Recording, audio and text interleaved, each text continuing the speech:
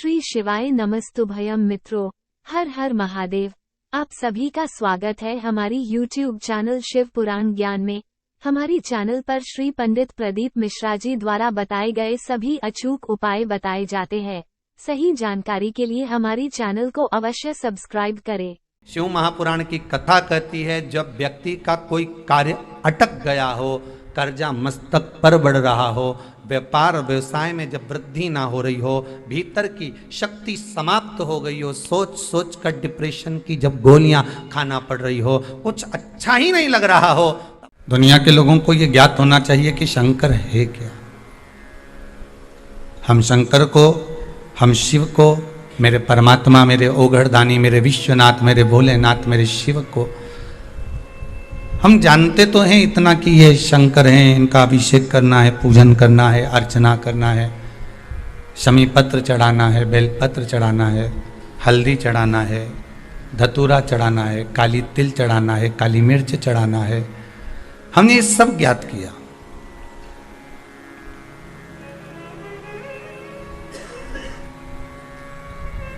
गेहूं के दाने, चने की दाल, मूंग के दाने, गन्ने का रस, फल का रस,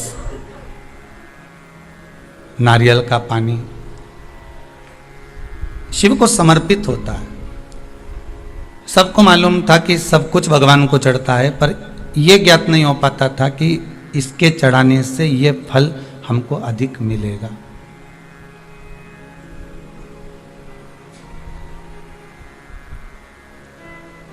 भगवान के भजन की, भगवान के स्मरण की, भगवत नाम की जो टेबलेट है वो किसी भी रूप में जपी जाए, किसी भी रूप में भजी जाए, उसका फल जरूर मिलता। खेत में, जमीन में अगर आपने बीज डाला है तो जितने भी किसान बीज बोते हैं, फसल लगाते हैं या बीज जमीन के अंदर डालते हैं, तो वो किसान एक एक बीज को सीधा करके डालता है क्या? सोयाबीन का बीज डालेगा तो क्या सीधा करके डालेगा कि एक एक बीज को पकड़ लिया जाए और उसको सीधा करा जाए? गेहूं के दाने को सीधा रखा जाए तो अच्छा उगेगा, मूंग को सीधा रखा जाए तो एक एक पूरे खेत में इतने बीज जब डाले जाते हैं तो वहां देखा नहीं जाता कि बीज उल्टा डला, सीधा डला, अर्थात कैसा उसको जमीन के अंदर डाला गया है उसको नहीं देखा गया। और किसान को इस बात का ज्ञान रहता है, किसान को इस बात का ध्यान रहता है कि जो बीज डाला गया है जमीन के अंदर, पृथ्वी माता इसको कैसे भी सीधा कर देगी और उस फसल को वापस उपजित कर कर आगे बढ़ाकर पृथ्वी के ऊपर लाकर छोड़ देगी। बीज उल्टा था, सीधा था, उससे कोई मतलब नहीं।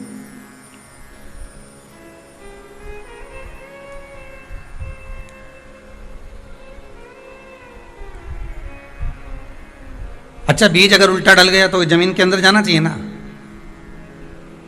जो पौधा लगेगा, जो फल लगेगा वो जमीन के अंदर जाए, पर जाएगा क्या? निकल कर कहाँ आना, ऊपर ही आना। बीज उल्टा डाला जाए चाहे सीधा डाला जाए, फसल सम्मुख में ही प्रकट होती है, हमारे सामने ही आती है। उसी तरह शंकर का नाम, राम नाम, कृष्ण नाम, भगवान का नाम तुम किसी भी रूप में जप लो। तुम्हारी मर्जी पड़े जैसे जपो, तुम्हारी मर्जी पड़े जैसे भजन करो, तुम्हारी मर्जी पड़े जैसे स्मरण करो, तुम जितना करो, जैसे करो, तुम्हारा मन है, पर उसका जो फल है ये पक्का है। जैसे जमीन के अंदर बीज डाला, उल्टा सीधा डाला, पर प्रकट सामने होता है, उसी तरह तुम कैसे भी भजो, भगवान प्रकट तुम्हारे सामने ही होता है, यह सम्मुख में आता है। कहां दौड़े, कहां जाए? विश्वास शंकर का होगा तो सुख मिलेगा। एक रुद्राक्ष भी अगर आपने दिया तो गाय के घी में, गौ माता के घृत में उसको डुबा कर रखिए, 5 दिन तक रखो उसको, 7 दिन तक रखो उसको। शंकर को वो घी समर्पित करिए। घी शिव को क्यों चढ़ाया जाता है? शिव महापुराण की कथा कहती है, जब व्यक्ति का कोई कार्य अटक गया हो, कर्जा मस्तक पर बढ़ रहा हो, व्यापार व्यवसाय में जब वृद्धि ना हो रही हो, भीतर की शक्ति समाप्त हो गई हो, सोच सोच कर डिप्रेशन की जब गोलियां खाना पड़ रही हो, कुछ अच्छा ही नहीं लग रहा हो, तब शंकर को घृत का लेपन कर दिया जाता है। कौन सा घृत? जिसमें रुद्राक्ष। रुद्राक्ष 5 दिन तक क्यों रखे रहना चाहिए? किस कारण? आप ऐसे भी घृत चढ़ा सकते हो, पर अगर कोई विशेष कार्य के लिए चढ़ा रहे तो रुद्राक्ष का घृत, रुद्राक्ष का जल, बेलपत्री की जड़ का जल, ध्यान दीजिए, बहुत बहुत चीजें हैं शिव महापुराण।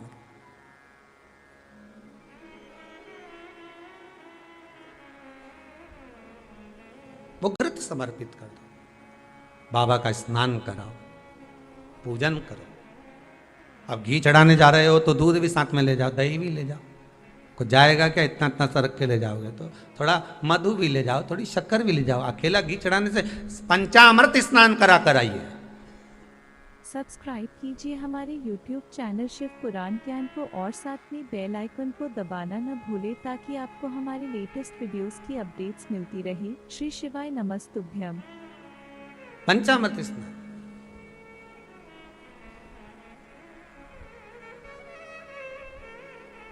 एक बात कहने में हम पीछे नहीं हटेंगे। अगर आपको अच्छा लगे तो आप अपनी जिंदगी में उतारिएगा, ना अच्छा लगे तो छोड़ दीजिएगा, ठीक है।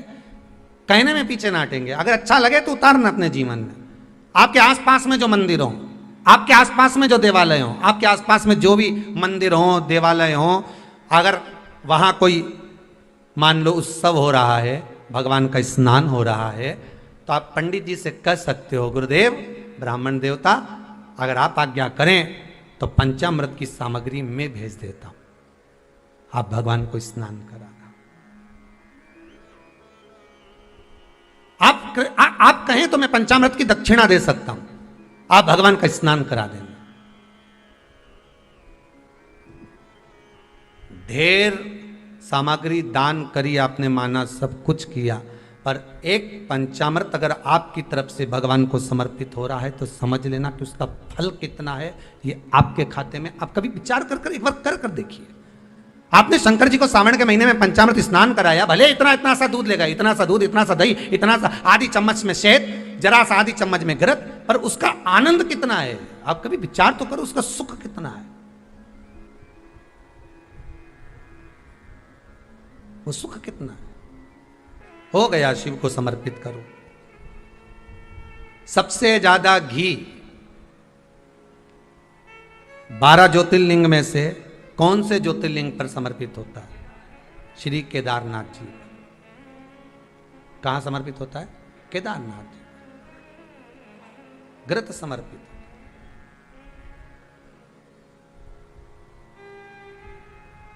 घृत में कितनी प्रबलता रहती होगी, जरा विचार करिएगा।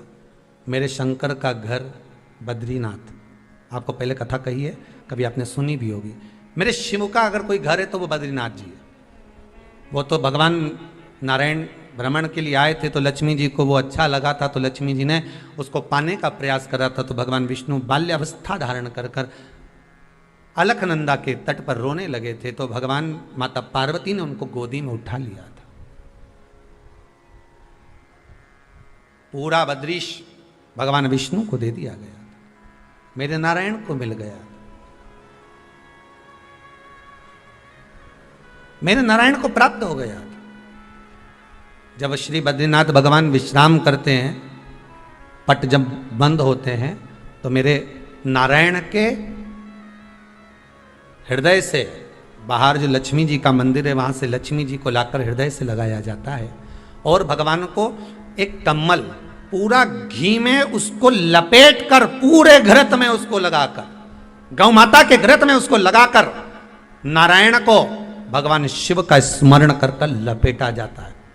भगवान नारायण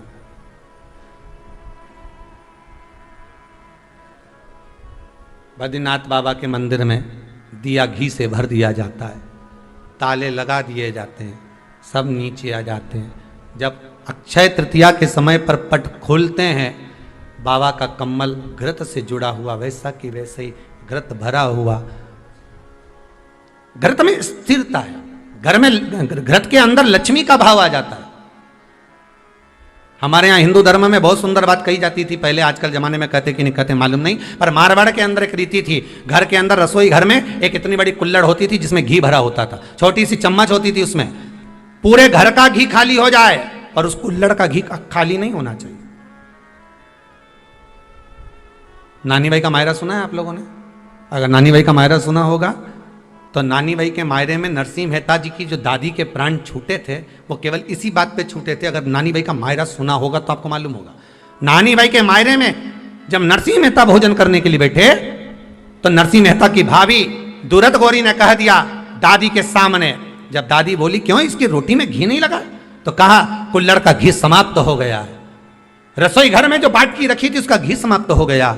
जय कुंवर भाई को चिंता लग गई, आंखों से अश्रु बहने लगे और जय कुंवर भाई नरसिंह मेहता की दादी प्राणों को छोड़ दी कि मेरे रसोई घर का घी समाप्त हो गया, मतलब ये घर अब बर्बाद होने में देरी नहीं लगेगी। नानी भाई का मायरा कहता है दादी के प्राण छूट गए थे, नैनों से नीर बह रहा था, केवल जरा सा संवाद। शास्त्र कहता है घर के रसोई घर में जिस बाटकी से आप रोटी पर घी लगाते उसकी बाटकी में भले आधा चम्मच घी पड़ा पर पड़े रहना चाहिए। क्यों? वो लक्ष्मी को घटने नहीं देता। जिस दिन बाटकी मंज जाए, साफ हो जाए, उसी दिन उसको धोकर पोंछ कर वापस भर देना चाहिए। अगर बाटकी गंदी हो गई तो आप धो पोछो, मना नहीं है, पर उसको धोने पोछने से पहले एक कटोरी में घी भर दो, चम्मच रख दो। पर रसोई घर में बाटकी में घी होना चाहिए और उसमें आप डालते रहो और लगाते रहो, रोटी में चलेगा, पर बाटकी का घी समाप्त नहीं होना चाहिए, कुल्हड़ का घी समाप्त नहीं होना चाहिए। वो बरकत है, वो भंडार है, वो संपदा है हमारी। अगर आपको यह वीडियो पसंद आया है तो कृपया वीडियो को लाइक करें, कमेंट करें और हमारी चैनल को सब्सक्राइब करें। श्री शिवाय नमस्तुभ्यम।